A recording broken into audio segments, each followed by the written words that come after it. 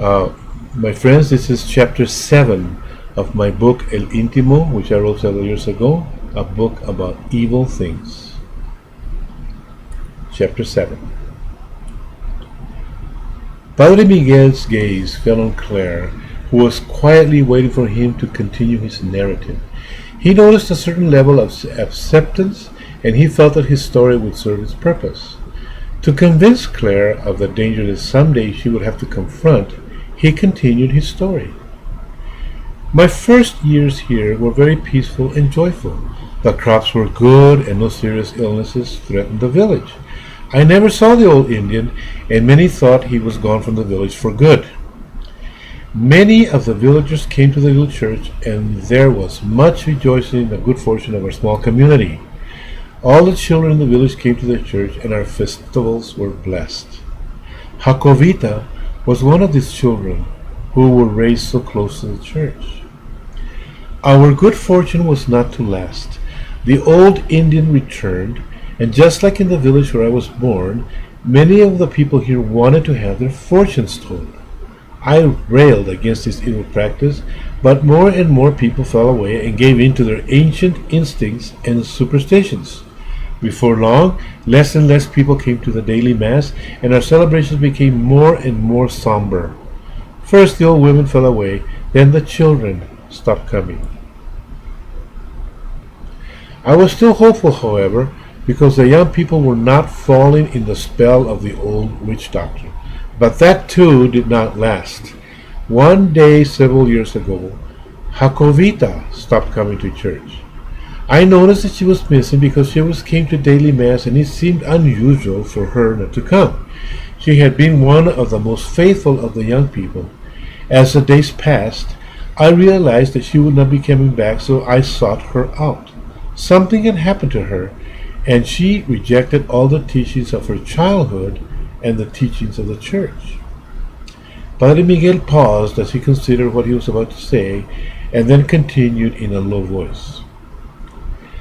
Jacobita had fallen into the clutches of the old Indian, who was teaching her natural remedies for common ailments. The old Indian tricked her, making her believe that what he was teaching her was for the benefit of the villagers, and that she would become known as a curandera, one who could cure all manner of illnesses and human misfortune. What would be wrong, he would ask her, about learning how to cure maladies and do good deeds for the villagers? Jacobita was mesmerized by the healing rituals and the adulation that she would receive from the grateful villagers when she would apply her newfound knowledge. Before too long, however, he started teaching her about magic and dark powers, and had her believing that she could read hearts and minds. That's when she stopped coming to church, as everything she learned from the Indian was in conflict with what the church allowed. I was never able to dissuade her. The old Indian had won her over completely. Padre Miguel paused in his long narrative and rested for a moment, the memories of his failed apostolic mission heavy on his shoulders. Padre Miguel, Claire said, softly feeling his pain and failure. I saw a spark of kindness and compassion in her dying eyes, just before she expired. I felt her plead with me to pray for her. Padre Miguel, I don't think that at the last she was lost. Padre Miguel continued with his narrative, oblivious of the ministrations with which Claire attempted to encourage him. After several months of her apprenticeship with that old evil Indian, Padre Miguel whispered in a drawn and tired voice, she started doing feats of magic that were astounding and frightening. She seemed to be able to appear instantly wherever she wanted, seemingly out of thin air, and she seemed to know everything that went on in the village, even when she was not present. Nothing escaped her notice or control. The people feared her, but despite their fear, they were drawn to her. They were convinced she could read minds and hearts, and they wanted to see into the future. Sometimes serious crimes of violence were committed by the villagers against each other, and I was convinced that Jacobita was at the root of these problems, and she would fill the minds and hearts of the villagers with a mad desire to do evil to one another. Padre Miguel paused for a few minutes as he recalled the events surrounding Jacobita. I pleaded with her to leave her evil apprenticeship, but she laughed at me and scorned the teachings of the church. She taunted me and challenged me to match her deeds of magic and her healing powers with my prayers and holy incantations. Of course, I could not. Despite all of the hatred and evil that she flaunted throughout the village and the people, I prayed for her and I begged Almighty God to free her of her terrible obsessions. But I failed. I lost the battle. Unable to bear the pain and suffering of Padre Miguel, Claire interrupted his narrative. Padre Miguel, please listen to me. I think that at the end you won. She freed Arthur, didn't she? And I saw into her eyes at the very end. She pleaded with me to pray for her.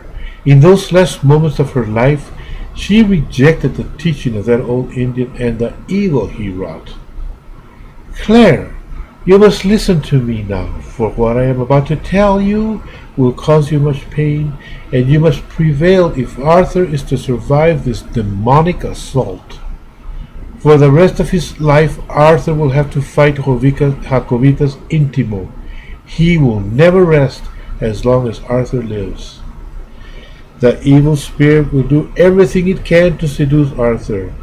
It will attempt to deceive him into believing that right is wrong and wrong is right.